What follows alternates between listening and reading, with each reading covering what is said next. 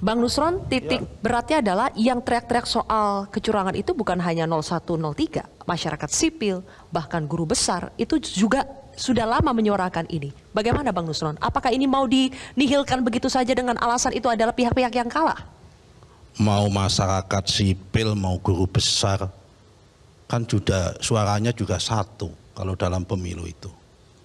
Kalau dalam ujian disertasi atau ujian tesis atau ujian seminar akademik atau dalam membahas makalah yang ilmiah, ya itu memang punya bobot yang berbeda.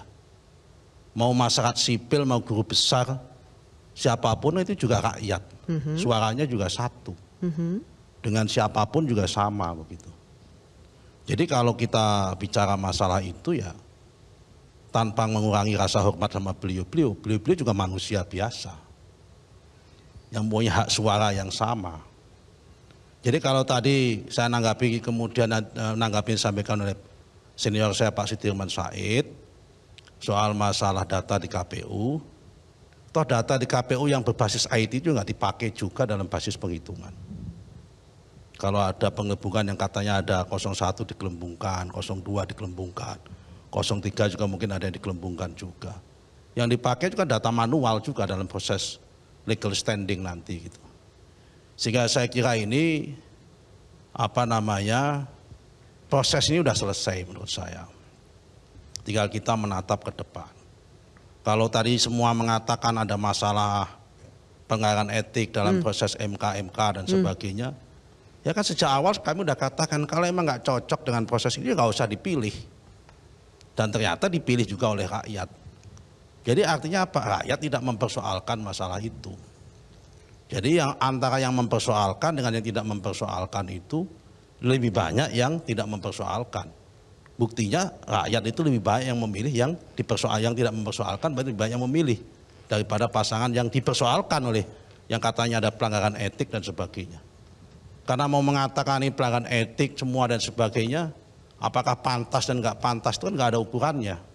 Semua itu kan masalah persepsi yang dibangun. Persepsi yang dibangun oleh Pak Ikrar Nusa Bakti, Mbak Bivitri dan sebagainya. Yang belum tentu antara satu case dengan case lainnya itu, antara relasi, korelasi dan regresinya itu nggak nyambung. Tapi disambung-sambungkan. Dan proses yang menyambung-nyambungkan itu kan juga masalah tafsir, kira-kira, dugaan dan sebagainya. Yang belum tentu juga menjadi sebuah fakta. Padahal kan kita sama-sama, apalagi kalau orang hukum mengatakan bahwa yang namanya kecurangan kan tindak kejahatan. Dan dalam hukum masalah kejahatan itu kan tindak pidana. Dan tindak pidana itu kan masalah bukti. Dan bukti itu kan harus lebih terang daripada cahaya. Kalau dalam konteks daripada asas hukum itu. Nah ini yang harus kita buktikan dalam statement itu harus lebih clear dalam rangka untuk memberikan edukasi kepada rakyat, saya kira.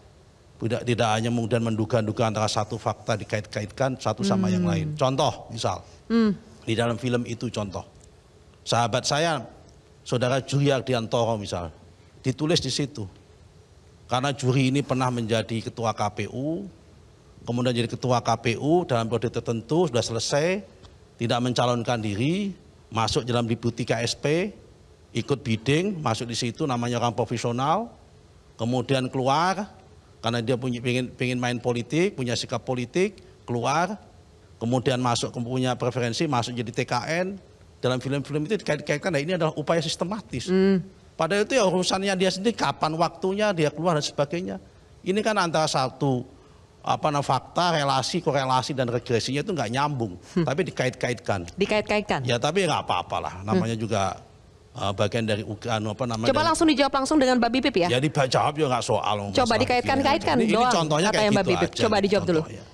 Saya punya dua tanggapan. Pertama, pernyataan bahwa yang ternyata rakyat yang menentukan itu bisa semua orang amini apabila dengan suatu catatan hanya jika sistemnya memang sempurna.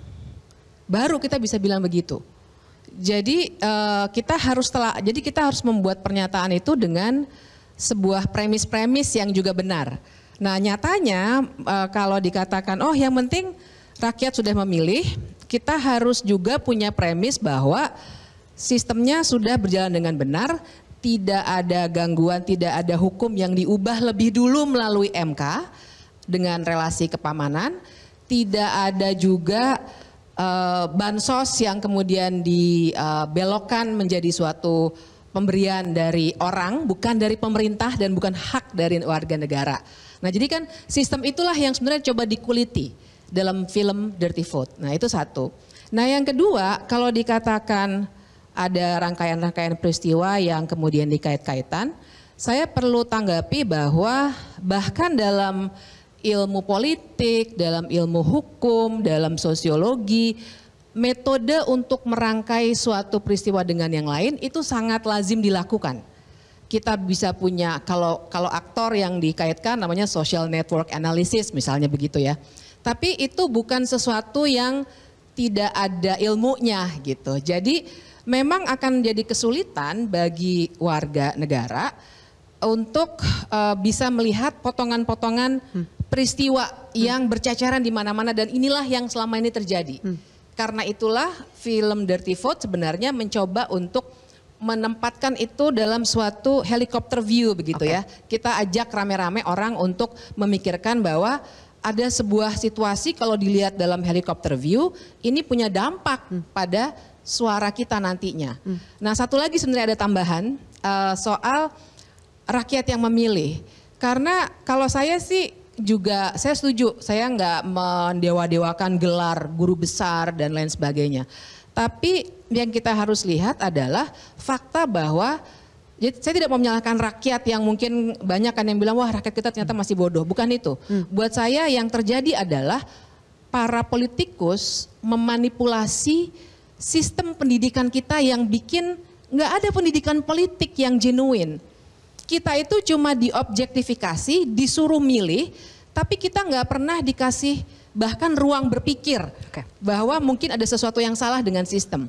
Kita dalam pendidikan kewarganegaraan nih misalnya, dididiknya bukan untuk bersikap kritis ketika melihat hukum, tapi langsung bilang pokoknya hukum harus supreme, pokoknya hukum selalu benar, etik itu di luar hukum. Itu yang dicekokkan dalam sistem pendidikan kita.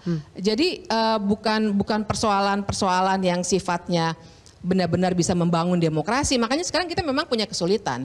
Kami juga para pelajar punya refleksi mendalam gitu. Tapi persoalannya bukan soal gelar, tapi soal bagaimana pendidikan kita, bagaimana cara kita berpikir. Itu sebenarnya selama ini memang sudah dibuat sedemikian rupa sehingga kita kurang bisa kritis ketika melihat sistem yang rusak ini. Sebenarnya ada masalah di situ.